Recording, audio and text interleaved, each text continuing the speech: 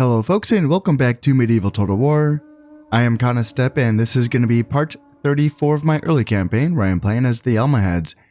And up to this point I've said many a times that the Almohads campaign it's pretty easy, isn't it? I mean, it's been a pretty comfortable opening going all the way back to where I pretty much leaned on my pretty powerful early game Almohad military to secure my Iberian domain here. And then from there, just kind of hang on to my points lead and just build off of the just insane amount of points that the Almohads are able to, gather up during out the course of the campaign. And I was under the impression that my late game points would slip away, and then other factions would be able to catch up, and that was the case. At least for like one counting period, that was the case. And then this happened, now I'm back to like making a bunch of points again, and I'm thinking like, oh man, the Almohads campaign is just so easy if that's the case. So I have been planning on an invasion of the Hungarian and Polish lands for a while now, just because if any faction does catch up, it's going to be them. And I do have a bunch of armies down here that are ready to go. And then I found out that I probably don't even have to do this.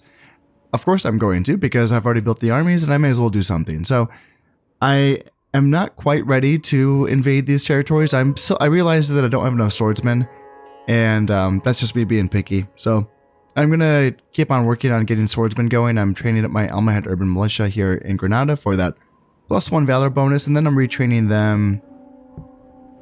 Is it here? Yeah, in Leon for that extra. What do I have? So yeah, +3 armor from the Armorers Guild, and then +2 weapon stats from the Metalsmith's Workshop. So these swordsmen are going to be pretty gosh darn, they're going to be great. They're going to be pretty good. And I have to say that even though the Almohad's military does fall behind as we get into the later game, in these campaigns, and these early campaigns, I feel like, I don't know if that really matters too much, because in many cases it seems like the AI doesn't really get to be able to put together a great late game army. I do see good units, at least in my Aragon campaign. I know that the French have some good late game units, but in this campaign it seems like Europe itself is so fractured that factions are just struggling getting by, So when you look at the Catholic powers, the units that are really going to scare you are units like the Chivalric Knights, which is a fantastic knight unit that is available to every single Catholic faction, every single one. Even the Danes, who have probably the worst roster of cavalry in the entire game, even they have access to Chivalric Knights, which makes me think that the Almohads might actually have the worst cavalry in the game, because yeah, the Chivalric Knights are they're really good. And if like a Catholic faction is not able to tech up to having a few units of Chivalric Knights on the field, you're kind of good. Like, everything else can be dealt with. I feel like the Almohads have tools to deal with the heavy infantry, whether we're talking about halberdiers, or the Chivalric Men-at-Arms, which is the swordsmen, or the Chivalric Sergeants, which is the spearmen. These are all units that, while they are good for their, for their time, the Almohads do have tools to deal with these things, whether it's my Ghazi infantry, which is my bonus versus armor unit. Do I even have any in this? Do I not have any Ghazi infantry in my... Okay, I need to get to some Ghazi infantry up here. Jesus. Yeah, that's really important. Oop, I did not mean to... I'm not trying to invade. No. Okay, here they are. Here's one unit of Ghazi infantry. Jesus. Yeah, I need to get some more Ghazi infantry here in Aragon, because they are a great unit, and they do have that bonus versus armored soldiers, so that they... can fight well against them, and even, and then I also, like, just my Moahid foot soldiers as well, like, they're really good against cavalry, so, yeah, where are they? Here they are. So I feel like I have tools versus the heavily armored infantry that are fielded by Catholic factions. Also, my crossbows and my arbalesters as well can do a good job. My naphtha throwers can blow apart heavily armored infantry formations, because they move slow enough to be targeted by those naphtha bombs. But it's the heavy cav that can pose a real issue for the Almohads, and in my experience. I know the Almohad foot soldiers can provide a good roadblock to them, and the Ghazi infantry can follow up as well with their bonus versus armored attacks. I know that militia sergeants can also do a good job against them, but the fact that the Almohads don't have any late game polearm units, and they don't have any really good heavy cav or anything like that, that can make it a challenge to deal with these units. But as I was saying before, it does seem like, at least when you started in the early campaign, it seems like the AI doesn't always put together the greatest late game armies, so that hasn't been an issue so far. And looking forward to my next conquest here in Poland and Hungary, it doesn't really appear to be like they have great units. You know, these are kind of peasant level units, except for the armored spearmen here. And then, yeah, you know, armored spearmen, they're a good medium spearman unit. I think that Poland, do they not have access to feudal sergeants? Do they just get these instead? I actually don't know. Yes, okay, so they do have feudal sergeants. So they just have an option. I wonder which one's better, the armored spearmen or the feudal sergeants. I'd have to look that up. But this is pretty low tech, honestly. Like, overall, it's really nothing that I can't handle, I don't think. So I'm looking forward to taking out the Polish, but it's going to be curious to see if the Mongols do want to get involved or if they're going to leave me alone. It kind of depends, I suppose, on how much soldiers I bring. And I do plan on bringing at least 3 stacks per each of the 4 provinces that I intend to invade. Pomerania, Prussia, and then Kiev and Moldavia. That should be a sufficient amount of forces to invade Poland, but then also hopefully kind of, you know, keep the Mongols from attacking me as well. So that is going to be the plan going forward, is to build up to that. And that is the nice thing about having just this massive army. In fact, I think I'm still in the green. Yeah, I'm still in the green. Like, I'm, you know, not making a ton of money, but 1,700 is not bad considering how much armies I just have sitting here taking up upkeep. And, you know, in addition to that, I have a good naval presence as well. And that naval presence has made me feel very comfortable with being able to kind of reach out and touch somebody, you know? It's kind of nice knowing that whatever happens on this map, whoever starts to get ahead in points or whoever starts to get a little bit too powerful, I can kind of reach out and go anywhere I want and deal with it.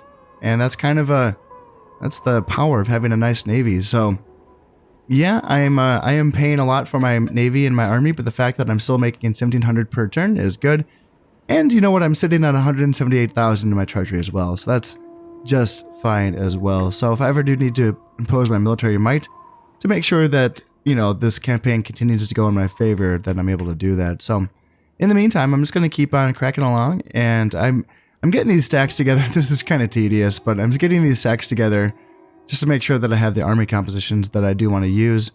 And my idea is to have a basic, like a fighting composition, and then like a backup reserves composition, and then like a siege composition with artillery and like indirect fire units like desert archers and swordsmen to kind of get it, like crack into a siege. That's going to be the play going forward. So I'm just going to be working on that in the meantime. I think my king, how's my king doing? He's 31, so he's pretty gosh darn young.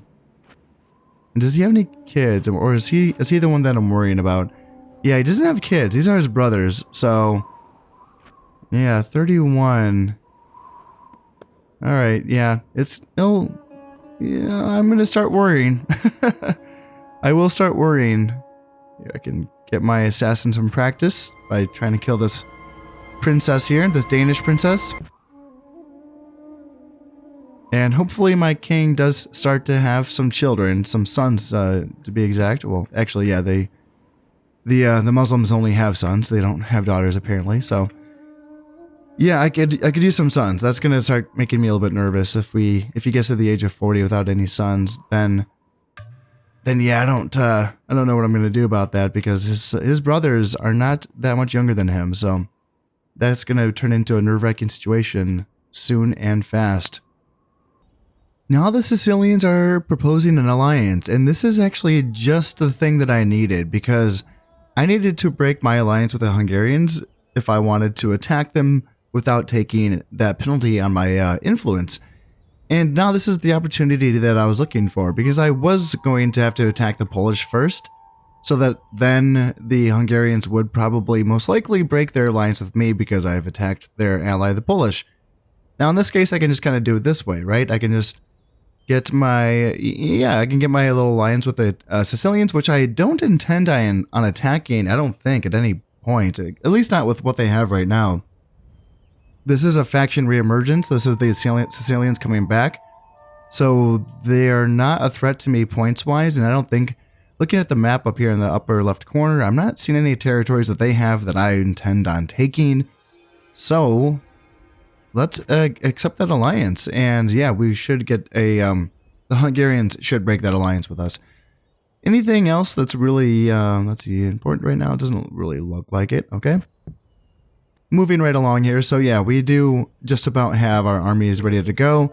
At least for, I mean, we're getting there. We're getting there. But yeah, we're maybe a few more turns away before we can attack. I mean, now that I'm back to thinking I can attack the Hungarians, the amount of armies that I'm going to be needing is going to be a lot less, because the threats coming from, like, with the Poles, I'm really worried about the Mongolians attacking me. I just don't want to have to fight Mongolians in this campaign. I know that looking forward into my next campaigns, I know that I'm going to be facing the Mongolians while I play the Byzantines and the Danes and the Egyptians. So if I can make it through an Almohads campaign and an Aragonese campaign without having to fight the Mongols, that'd be great, because they are a really tough faction to fight. They are really, really tough. Their cavalry is just very, very devastating. So yeah, that's kind of, you know, one of the reasons why I'm really kind of going so heavy with my armies, is that if I can just kind of roll in and pull in with this, and then the Mongols are like, nah, we don't want to mess with that. It's like, yeah, that's what I want. That's what I want, the Mongols to not even think about attacking me. That's what I want. So with this, if I'm looking at attacking the Hungarians, what are my options? So there are only two regions that are bordering the ocean, is Serbia and Croatia. And they do have, let's see, is it 1, 2 boats? So they do have a caravel, and then they do have a bark. And I think that's it. I think that's the only 2 boats that they have. So I'm going to need to get, yeah, I just have a dhow here in the Adriatic. And then what do I have here? I have a bagla. Okay. So I do need to get some more boats here into these 2 regions, just to kind of make sure that I can win this. I do have my 3rd tier boats, the booms. And that's perfect. I can just get these guys. Let's just kind of roll in. Bring you. And yeah, let's just kind of bring them up. And I'll get these into these sea regions. And having, like, you know, a couple booms apiece per each region should be well enough to win those engagements. And then I can go right in and fight Hungary, which is going to be an easier fight for sure, because I know that they were attacking Naples, and then it looks like they've been driven off. So that didn't go well for them. Ooh, they do have some boats here in the Straits of Sicily as well. What do they have? 2 caravels? Okay, well, I'll have to keep an eye on that. I should probably bring some more boats to the Straits of Sicily, because right now I just have the 1 bagla as well. So yeah, looks like I have some boats over here. Boats aplenty. So let's get these booms over. I can bring them right on over to the Straits of Sicily so I can reinforce that. And that's looking good. Good. So as far as their forces go, anything real concerning? How's their king? Zio Star General. He's 18 years old. Yeah, their king just died of an illness. Great warrior. But other than that, ugh, yikes. Yikes. That's not great. So some royal knights, you know, yeah, it's nothing too crazy, honestly. It's like the Polish armies, but worse and smaller. So this would be the way to go if I can, you know, invade Hungary instead. So what else do we got? 6-star general. That's going to be their best general, I think. Is there anything bad about him? No, he's pretty good. It looks like he doesn't have any battlefield buffs or debuffs, so it's just going to be the 6 stars, which is that's a buff, you know, that's for sure a buff. So he's gonna be good. What about this? We got a 4-star general that we're facing off against, and anything related to his battlefield? Not really. +2 valor, sure, but other than that, it's just going to be the 4-star general. But still, good general. But other than that, the Hungarian soldiers don't seem like they're too too professional. They look like they're pretty beatable, I'd say. So, yeah, I will not be attacking them this turn. I will wait until at least next turn, just so that I can get that alliance break with the Hungarians. But gosh, if that's the way that I'm going to go, then I might be able to, you know, attack them next turn. We will see. Oh, wait. So, just by accepting that alliance with the Sicilians, does that just automatically get rid of my alliance with the Hungarians? If that's the case, then I can just do it. I can just do it right now. Or no. I'm going to wait just at least another turn so I can get my boats up. Yeah. Yep. Just at least one more turn so I can get my boats into position, and then I can attack the Hungarians. Holy moly, we got Danes in Tripoli. Wow. I don't even think that was a crusade. I think the Danes just took Tripoli. That's interesting. And wait, and Egypt as well. Wow. That's kind of neat. And it looks like the Germans are having issues as well. Okay. And I'm the richest. Okie dokie. And the Prince of Novgorod has died of an illness. Okay. Let's see. Inquisition in Rome. And the Polish want to be friends. Yeah, sorry, Poles. Sorry. I'm probably going to be attacking you guys pretty soon. And then anything else worth looking at? It looks like nothing too pressing, so... Yeah, wow, the Danes taking on... So now they're my neighbors down here. So I'm gonna have to go back to making sure I have a garrison here in Cyrenaica, which I've plenty of soldiers. I don't know why I didn't bring my armies together here in Cyrenaica. I've just been kind of lazy about that.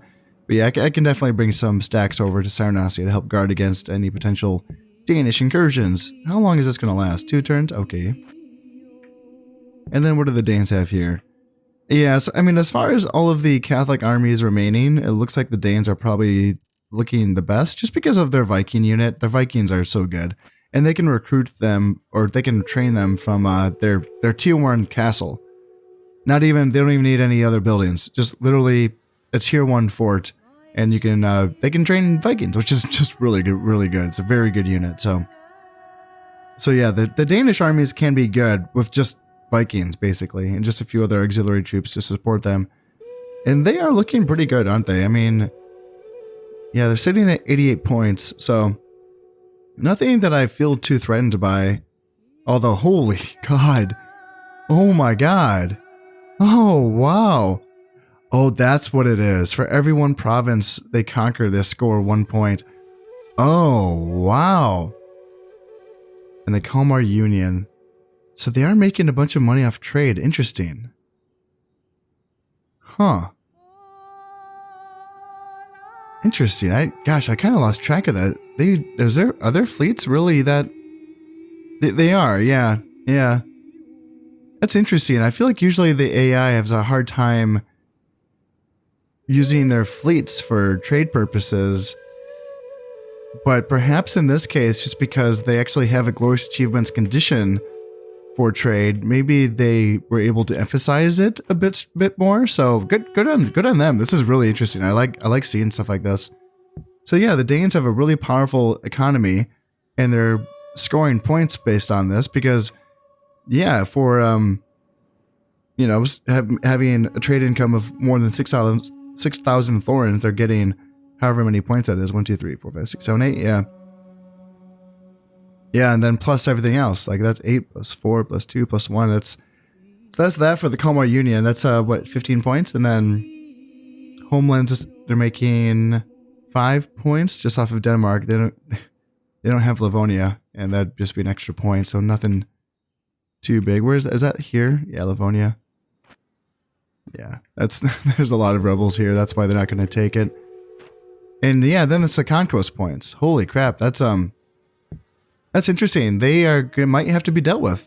Yeah, I mean, I obviously have a big points lead on them, but they could be catching up. So I will have to keep an eye on that. That's very interesting. And that's such a spread out province, or not province, but empire as well.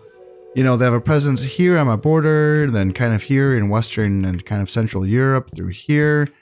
Looks like they're being sieged by the Swiss here in Tyrolia. They have a army up here in Swabia. Do they have anyone up here? Yeah, they do have Ireland and then Wales. So that's that. And then, yeah, of course they have Denmark, Sweden, Norway. And then anything else. Yeah, then they have Sicily. Just interesting. That's kind of cool because that's like the Normans, which are, of course, Danish descent or Viking descent, taking Sicily, which is kind of, there's a historical precedence to that. So that's kind of cool. And then, yeah, now they have Egypt and Tripoli and Palestine. Holy moly. Cool stuff. So, yeah, I might have to fight the Danes, which would be kind of cool because they're all over the place. and they have a powerful navy. They really do. I mean, look at this, you know?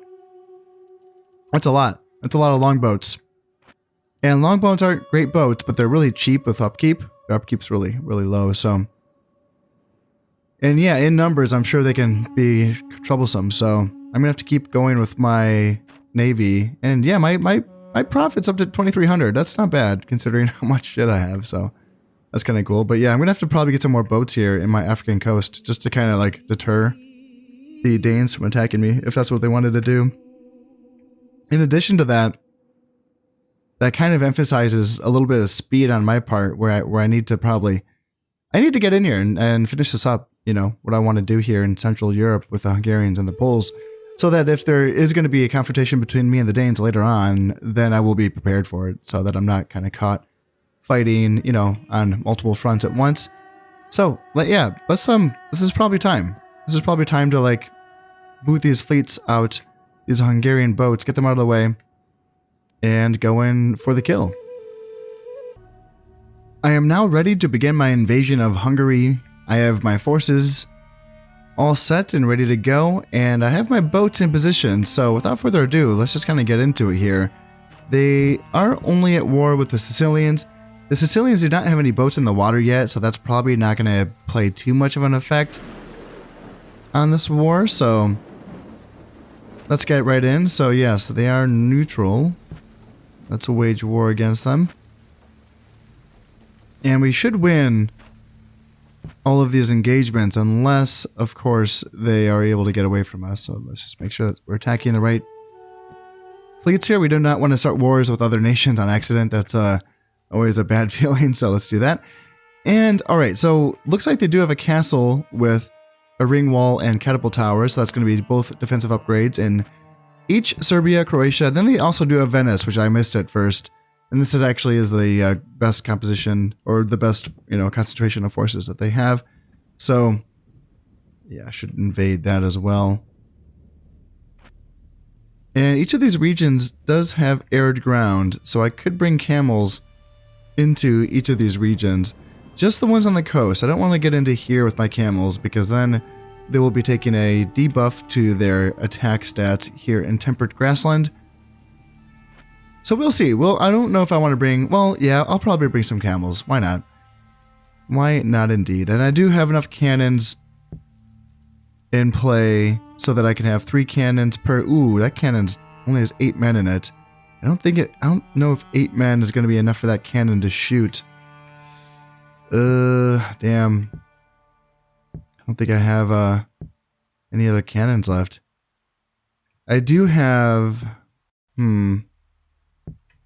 I do have a catapult somewhere, like here.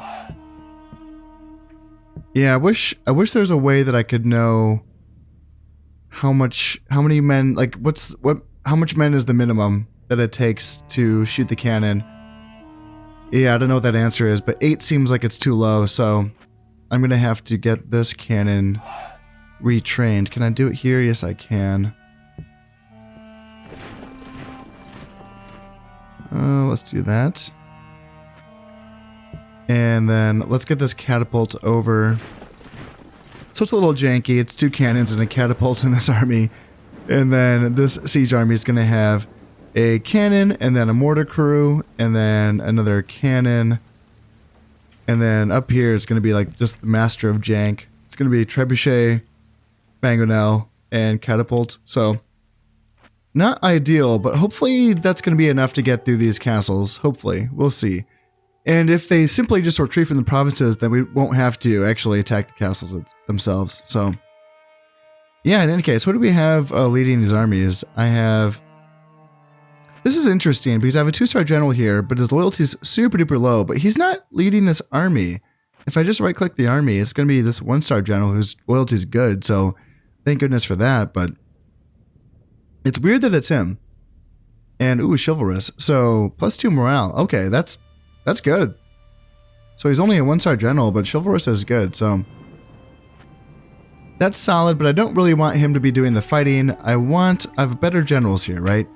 So this guy, 4-star general, Ibrahim Al-Mutamid. And nothing... You know, this doesn't have anything to do with this battlefield stuff, so don't have to worry about that. Loyalty is, like, just good enough, I suppose. And then here's my heavy hitter, my 7-star general, my vizier of the army, Amir ibn Ishaq. This is my main guy right here. So, I mean, what do we got with him? Again, nothing too crazy when it comes to battlefield stats, just kind of +2 valor. So he's a good fighter. You know, he has 5 valor overall. So that's good. And then 7-star general, awesome. You know, I mean, that's also very, very, very good. So, and then what about here? We have a 3-star general, plenty of loyalty, weak principles. So hopefully no one tries to bribe him. But other than that, we should be good to go. So I will be wanting my 7-star general to go where the fighting is going to be heaviest. Oh yeah, I can't move right yet. I have to wait until I clear the seas and then I can attack. So I want my best general to be here in Venice where the fighting is probably going to be the heaviest. And then my 3rd-star general can take Croatia, and then my 1-star general can take Serbia. And that's probably going to be enough to secure a beachhead in the Hungarian provinces. And then I can, you know, kind of invade from there. And yeah, we'll see. Let's see. 1, 2, 3, 4, 5, 6 provinces in total. That's what it looks like. So yeah, let's see if we can get this done. First battle out of the way. This went my way, so that's good. And ooh, wow. Okay, so I won this one, but I lost 2 boats. Damn, that's kind of shocking, actually. And then I won this one clean, so that's good. And then I also won this one clean. And that should be the entire Hungarian navy. Looks like there is some unrest that the Danes are dealing with here in Palestine. Well, that's what they get for invading a province with only like a couple of soldiers. Inquisition here in Rome, not a big deal for me. And then I did catch an assassin working for the Danes here in Aragon, going after my king, goddamn him. And then I did also catch an assassin that was working for the Polish. Okay, well, they're all coming for me, I guess. Prince Umar, what do you got? So, Ooz's charm. This man's manner naturally puts people at their ease. -1 dread. Well, alright. I guess that's okay. And I suppose we're ready to go here, although I'm getting really nervous. My king's 37 and he still doesn't have any sons. Yeah, that's not good. That's not good. I know that there's a way, like, I don't know if you'd call it a cheat or not, but I know you can just kind of enter a code and you'll get a son right away. And you'll start off at 0 years old, so you have to kind of put that code in. You know, 16 years before you think your king's gonna die. And I know that's an option. I'm not there yet, I guess. I hope that I don't have to use that. I know it's not, you probably can't even call it a cheat. Like, if this game's gonna beat you on something that you can't even, like, do anything about, that's dumb, obviously. Like, you're losing a campaign just because your king won't have sons. That's just a dumb way to lose, right? So, it's not a cheat, but I think that there is a certain level of tension that comes from not knowing when your kings are going to have sons. That can be exciting. So that's why I'm avoiding using that. Like, I know I could use it. I know I could use that cheat, but we'll see. You know, if it comes down to that, I can always just re-up a save and and use it, and then just like edit that out so you guys don't have to see me lose for a dumb reason. That'd be more work for me, but I don't know. That's what I'd rather do, I think. Okay, it's funny that I'm going to be declaring war against the Hungarians. I just attacked their fleets, so I should have already been at war with them. So that's kind of odd. I should not have gotten an automatic ceasefire because my ships still do border their territories. I don't understand. I'm just... Oh, jeez. I don't know. Sometimes this game just has me really, really confused. Let's see. So where's my 3-star? So that's going to be you. And I want you attacking Croatia, bringing this extra unit that belongs to your army. And then my 1-star, you can be attacking Serbia here. And then where's my... I want my best siege army, this one with my 3 cannons. I want this here in Venice because this has the best chance of me having to actually, you know, go in there and fight this. Everywhere else, they might actually just abandon the province, so I might not have to fight a siege battle in these 2 provinces here. As expected, the Hungarians have retreated from Croatia, and yes, wow, we did pillage 3,000 florins from Croatia, okay. And then they have retreated from Serbia as well. Pillaged another 1,000 florins from there, and then let's see what we got. So Byzantines are retreating from Anatolia, okay. Well, it looks like the rebels are attacking them there. And there's a little bit of back and forth here, okay? And the Danes are retreating from Palestine, okie dokie. And here we go. So we are going to get a fight here in Venice. I do outnumber their forces, not quite 2 to 1. I mean, close, but yeah. What do they have? Feudal men-at-arms, so good swordsmen, good armored spearmen. They do have arbalesters, and then they do have 3 units of Royal Knights. Some decent spearmen and the chivalric sergeants. They have 3 units of artillery, which is going to be kind of detrimental to their cause. Because I'm not too worried about. Although I don't think I've faced a bombard. Oh yeah, I think I have. They're pretty. They can't turn. It's a cannon that can't turn. It's pretty dumb. It's only useful in sieges. And then the Z Kellys. It's a good skirmish cav, I think. Pretty good in melee, I believe. And then what about the reinforcements? Like nothing? It looks like it's pretty shitty, honestly. Looks like it's pretty banged up, so I'm not too worried about that. Yeah, so let's just kind of get my forces together here and make sure that I can go in and get the job done. Here we are in Venice, and this is looking like a pretty interesting map. I like it. Got the forest, like a little wood line going down right by the beach, by the ocean right there. And it's kind of open in the middle, isn't it? But, you know, there's some spotted forests here and there, so... Without further ado, let's kind of jump right on in and see what's in front of us and see, you know, so they're going to face us in the open. That looks good. So let's get my guys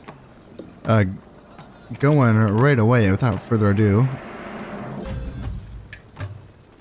As much as I'm loving playing this game, I really can't wait until I get to play a Total War game where I can pre-deploy as the attacker because, oh geez, yeah, it's pretty dumb, isn't it? That you just can't, you know, pre-deploy as the attacker. It's a pretty silly thing, but oh well. In the meantime, here we are.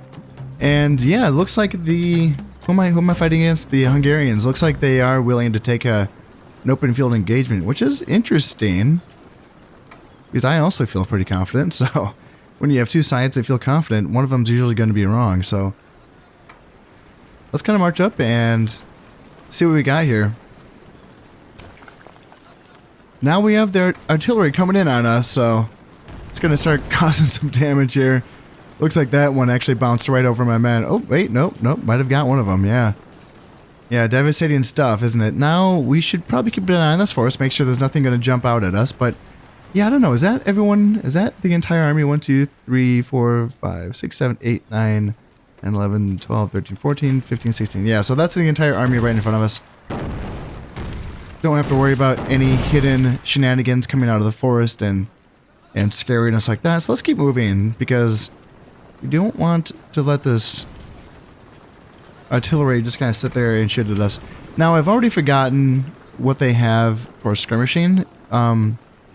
What is it? Javelins, archers, and arbalesters. So they do have 2 units of arbalesters. Yeah, that's right. Yes. I did just bring the 2 units of arbalesters myself, but my arbalesters have the pavis, the big shield that kind of keeps them protected while they do reload. So that should be fine on that end. But But they do have more skirmishers in general, you know, because they do have the archers as well as the javelin men. So, well, actually, no, because I do have 2 unit safaris. So that's my skirmish cav unit. So they can do a job. And let's keep moving up. Let's not stand here and take fire. Let's move up. Let's present a nice, soft, squishy center. And if they take the bait, then I can have my flanks collapse in on my center and trap the enemy in the middle. That's my preferred style. That's how I like to play this army composition here. So we'll see if the enemy falls for it. A lot of times they just can't help themselves from going after, you know, because nothing here has spears or polearms. So charging cavalry, heavy cav into my center can be very, very tempting. So now we do have feudal men-at-arms coming in at our left flank. So let's get some swords of my own out here just to kind of help out. And then let's get my Gulam Cav around the flank to charge these. And let's get some charges in here because my Moahid foot soldiers do have a good charge. And then on this side, let's get my swordsmen ready to flank here. And then let's actually charge into the rear of these swordsmen with my heavy cav. And then I can charge into the flank of these spearmen with my swordsmen here. There we go, and that should help out. And let's just stay back with the Faris. Yep, looks like so they are charging my heavy cav with their Royal Knights. And, okay, so we do have to react to that somehow.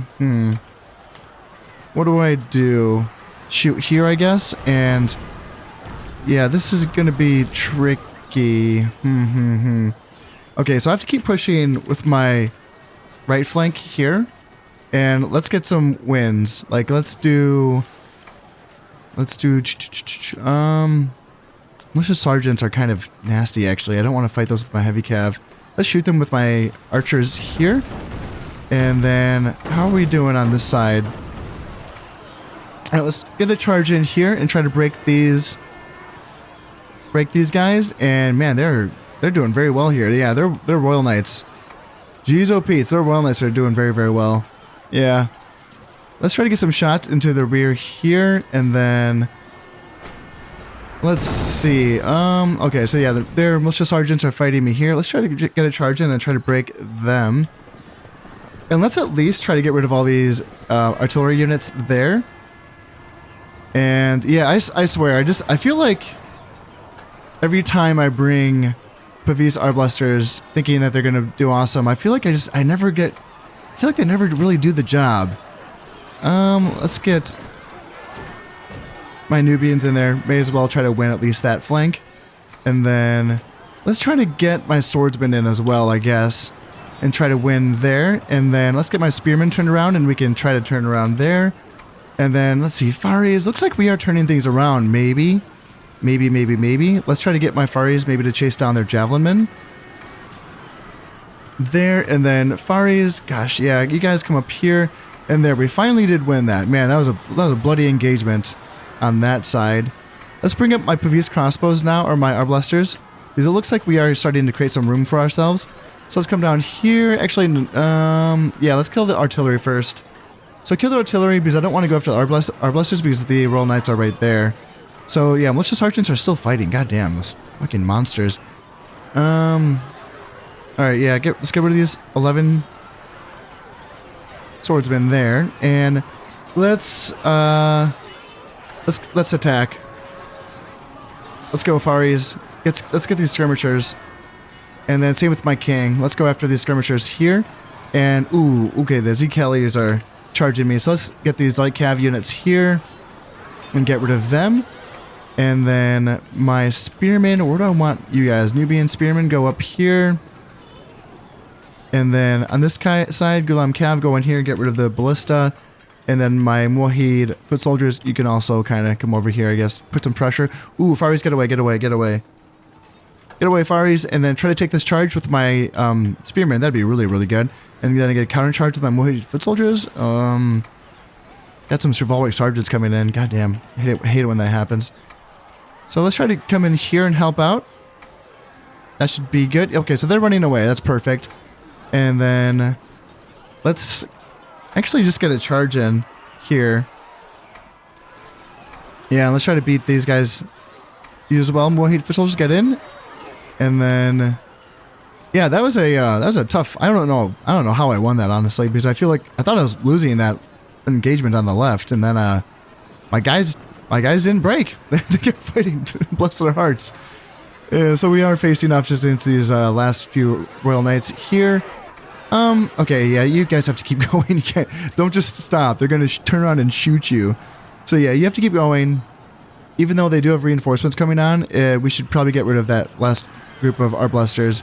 If we can get rid of them, then that's going to be really good for us. So let's see, seven Nubians. You guys get back here. And now this is the point of the battle where it's really important for us to try to figure out where... Okay, so now the enemy general has been killed.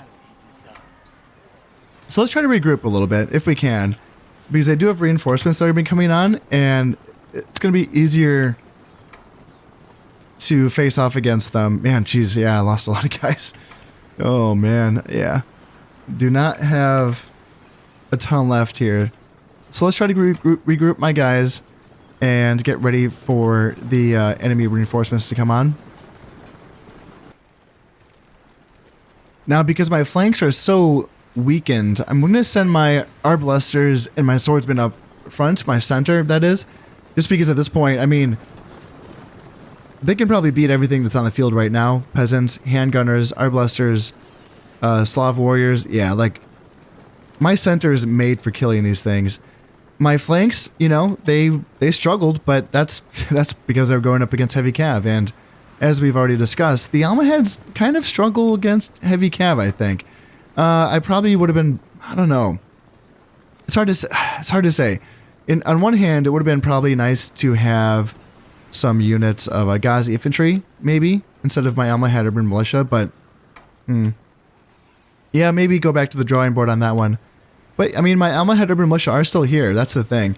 And Ghazi infantry just die so fast, so there's some give and take there. My Pavis Arblasters are doing a pretty good job of mowing down their soldiers, but they're not really making a concentrated push, although they do have some militia sergeants coming in now. So let's send in my Almohad urban militia, because they might do a decent job of cutting them down, maybe with a little bit of support from some Moheed soldiers. Let's get these guys out of here. Probably should have sent them back a while ago. Yeah, 3 Nubian Spearmen, they're not going to do much, so let's get them off the battlefield. That way I can get another unit on.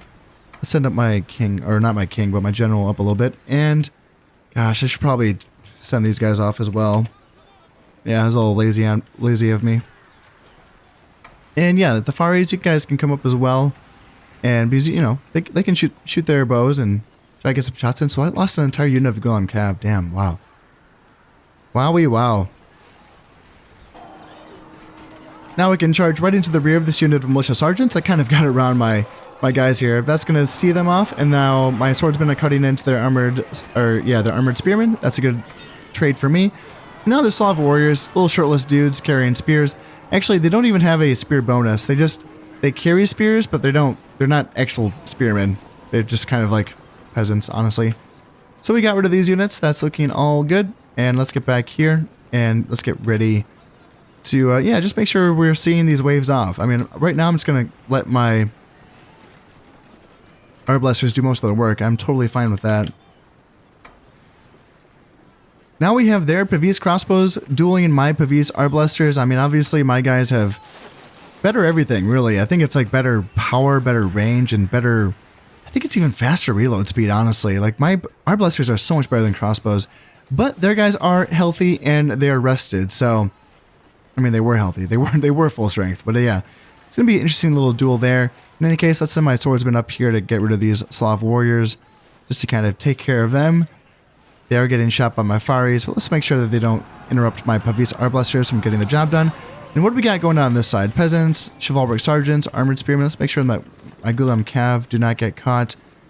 And let's turn my Moheed foot soldiers around just to make sure that, you know, we are reacting to this attempted flanking force.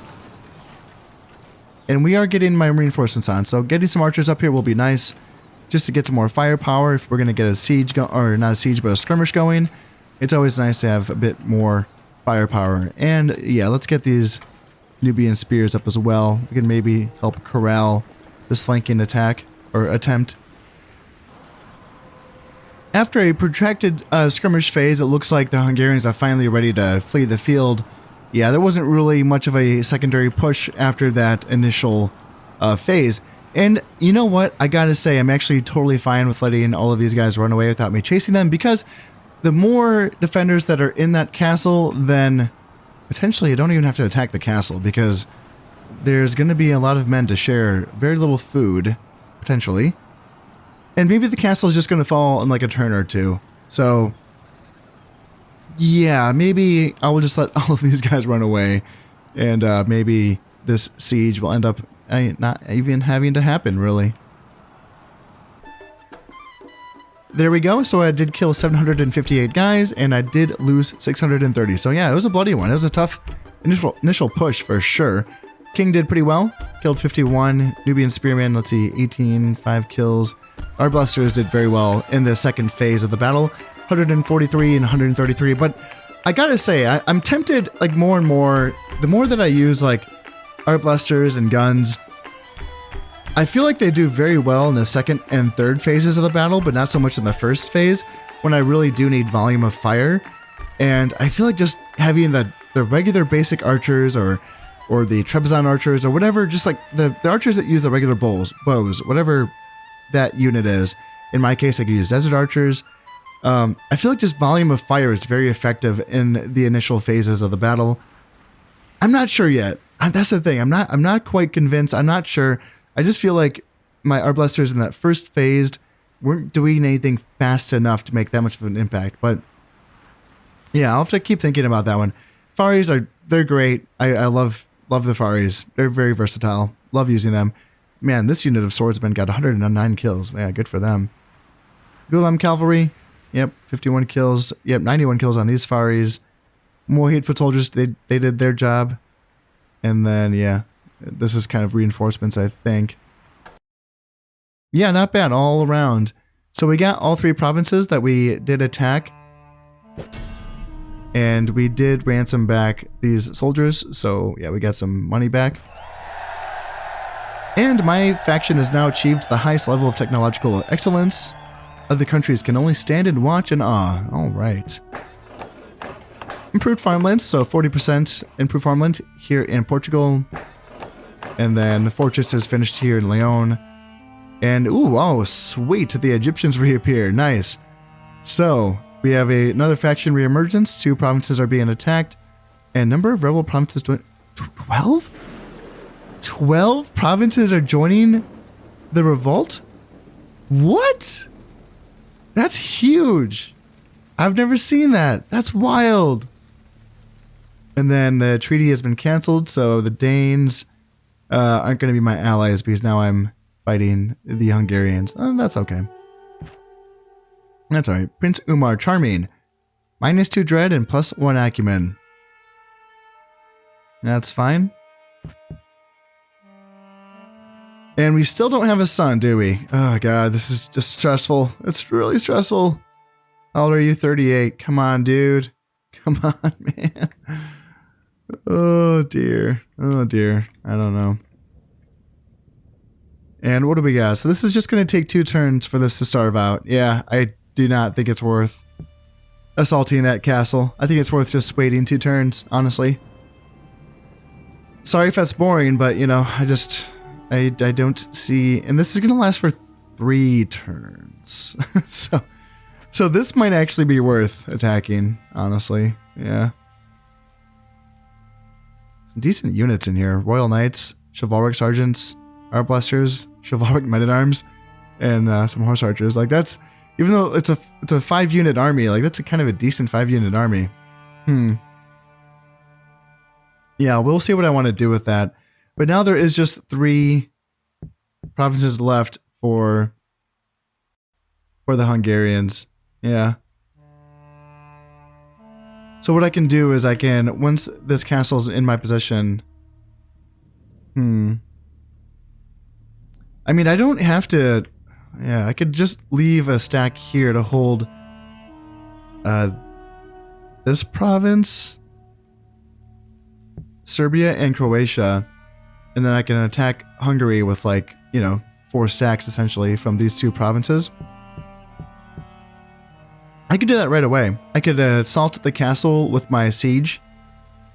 With my siege stack. Like, I don't know. Looks like my forces got all mixed up.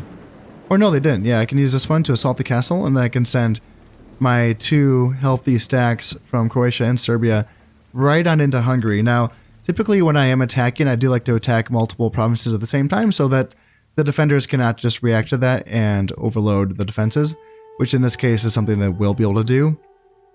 I mean, to some extent, they still have to defend Carpathia and Wallachia, but yeah, they'll know where I'm going. I'm going for Hungary, and they're gonna know it. So this is gonna be the fight.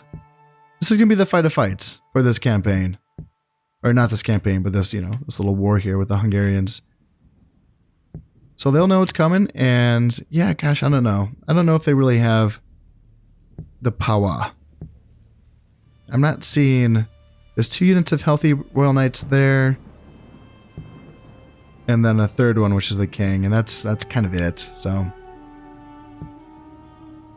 yeah, we'll see. And oh my goodness, look at this.